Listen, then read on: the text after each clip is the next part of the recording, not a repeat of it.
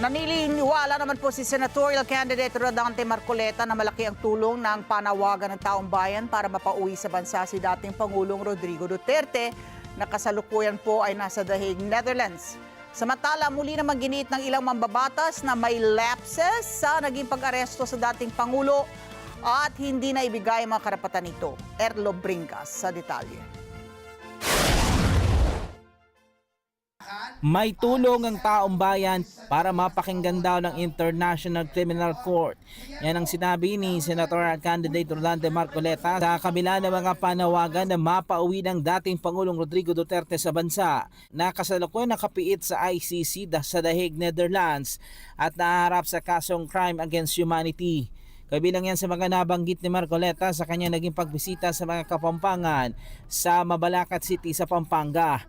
Ayon kay Kong Marcoleta, sa batas naman daw ng ICC ang pagkakaroon ng panawagan kung kaya't maaari itong maging tulong para mapanawagan sa kinaukulan ng agarang pagpapauwi sa dating Pangulo. Siguro dahil isa namang avenue para maipahayag yung damdamin ng Pilipino at pinapayagan niya yung online na signature. So sayang din yun. Ngayon kung marami at palagay ko hindi lang Pilipino ang pipirma, may indication na kahit na ibang lahi pipirma, baka sakaling isa sa parang para yugyugin ang ICC, lalong-lalo na doon sa immediate na pagpapauwi sa ating Pangulo sapagkat alam ko yung karamdaman niya ay nananatili pa. Kawawa naman kung hindi natin mabibigyan ng atensyon yun. Matatandaan na nang ipinanawagan ang isang e-signature campaign para makalampag ang International Criminal Court na masilip pa naging proseso sa pagdadala doon sa dating Pangulo. Nakasaad kasi sa batas na dapat idinaan muna sa proseso ang Pangulo sa bansa at naibigay ang karapatan nito sa halip ang ginawa sa dating Pangulo ay idiniretso na agad sa The Hague, Netherlands at hindi na naibigay pa ang proseso at karapatan nito. Kung anong masasabi niyo yung reaksyon ng palasyo, ayaw daw makialam for the process na maaari namang pauwiin pala. Ano, no? Ay, di raw makikialam ang palasyo, yung panawagan na... So, wala nga namang makialam sila. Ayun ay mekanismo ng ICC. Siyempre, isa sa paraan para ma-influensyahan natin ang akbang na gusto nilang gawin. Siguro naman kung milyon-bilyon ang may palalaganap nating signature at mabisang paraan yun dahil online na mabilisan, maramihan at pinapayagan ng kanilang tuntunin. Alam ko babasahin nila.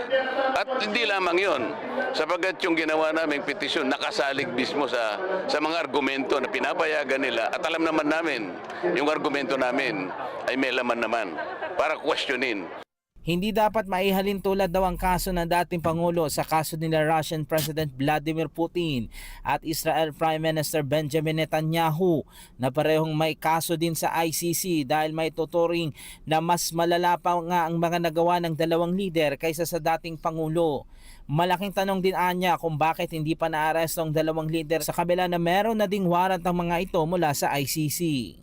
Hindi lamang yung jurisdiction pati yung admissibility issue sa pagkakadakip at pagdukot at maging sa gaganaping paglilitis sa kanya. Kukwestiyonin natin yun.